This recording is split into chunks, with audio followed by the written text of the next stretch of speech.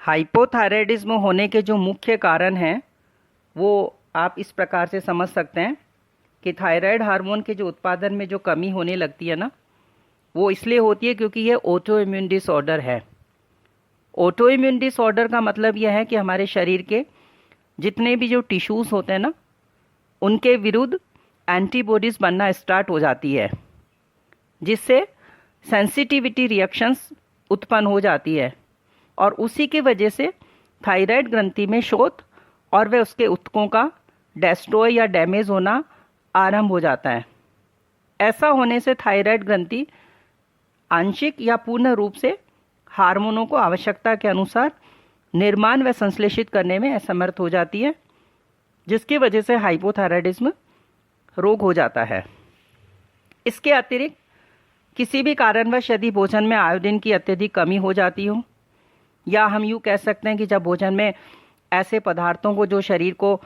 Iodine की उपलब्धि में कमी करते हैं, जिन्हें गॉइट्रोजेंस कहते हैं, अगर उसकी मात्रा आप अधिक लेते हो, वो भी इसका कारण बन सकता है। या किसी भी प्रकार की कोई भी आपने अगर कैंसर जैसे प्रॉब्लम्स के अंदर रेडिएशन थेरापी ली है, तो भी हाइपोथायराइडिज्म रोग होने के चांस रहते हैं। रेडियो एक्टिव आयोडीन ट्रीटमेंट लिया हो, या यूँ कह सकते हैं कि किसी भी सर्जरी के द्वारा आपने अगर थायराइड ग्लैंड्स के अधिक भाग को निकाल दिया है, जैसे कि थायराइड कैंसर में, तो हाइपोथायराइडिज्म जैसी प्रॉब्लम होने के चांस रहते हैं। किसी भी प्रकार के हार्मोन्स के उत्पादन में आवश्यक एंजाइम की हो सकता है कि जन्मजात त्रुटि हो या अनुपस्थिति हो, या फिर कोई फिजियोलॉजिकल कारण जैसे कि प्यूबर्टी है, गर्भकाल के दौरान है, प्रसव के पश्चात है, या मेनोपोज जैसी जब स्थितियां बनती है, तो ऐसी स्थितियों में एंडोक्राइन स्ट्रेस बढ़ जाता है और उसकी वजह से हाइपोथायराइडिज्म जैसा प्रॉब्लम होता है। इनके अतिरिक्त जैसे कोई फ्लोराइड है, कैल्शियम है, उसकी अधिक मात्रा का सेवन करना है, या इसी तरह से कुछ दवाएं जैसे कि लिथियम है, थायोसाइनेट्स है, फिनाइल ब्यूरोजोन है, जैसी दवाओं का अधिक मात्रा में सेवन करना, ये ऐसे मुख्य कारण हैं जिसकी वजह से हाइपोथायराइडिज्म जैसी प्रॉब्लम हो जाती है। इसके अतिरिक्त और भी बहुत सारे अननोन रीजन हो सकते हैं जिसकी वजह से हाइपोथायराइडिज्म जैसा रोग देखने को मिलता है। अब है कि हाइपोथायराइडिज्म का डायग्नोस कैसे किया जाए। तो ये आसानी से आप ब्लड सैंपल के द्वारा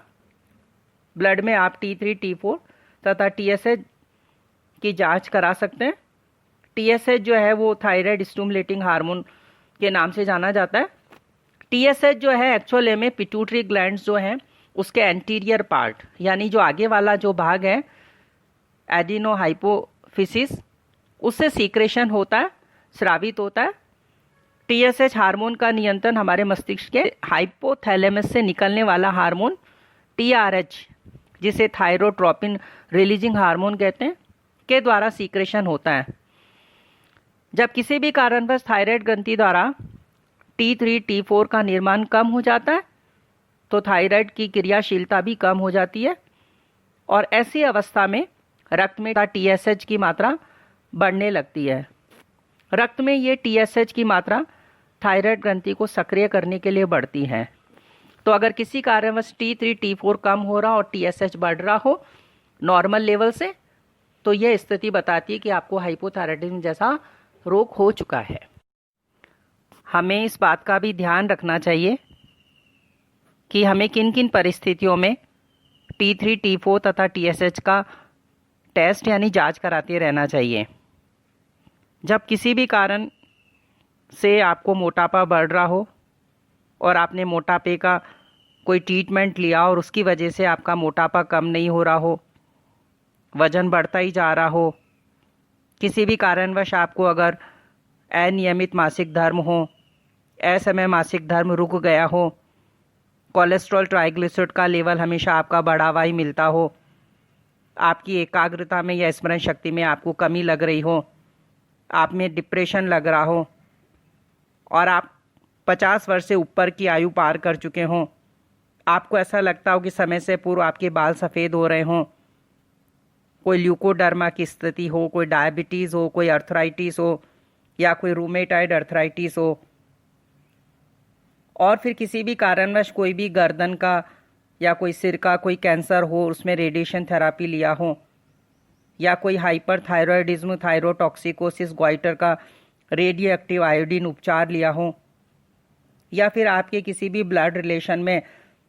जैसे कि माता पिता, चाचा चाची, मामा मामी, नाना नानी, दादा दादी, उनमें से अगर किसी को भी अगर कोई थायराइड डिसफंक्शन की समस्या रही हो तो हमें थायराइड की जांच करा लेना ही हमारे लिए उचित और आवश्यक हो जाता है। थायराइड ग्रंथि के ऑपरेशन के कुछ दिनों के बाद भी या फिर हाइपोथायराइडिज्म के आप कोई दवा लिवोथायरोक्सिन्स लेते हों या फिर कोई भी आयोडीन युक्त किसी भी प्रकार की कोई दवा लेते हों तो उसके 3 माह के बाद भी हमें वर्ष में एक बार T3, T4, TSH की जांच कराई लेनी चाहिए। अगर हम समय पर अगर इसका उपचार नहीं करते हैं तो यह रोग धीरे धीरे बहुत ज़्यादा जटिल भी हो जाता है।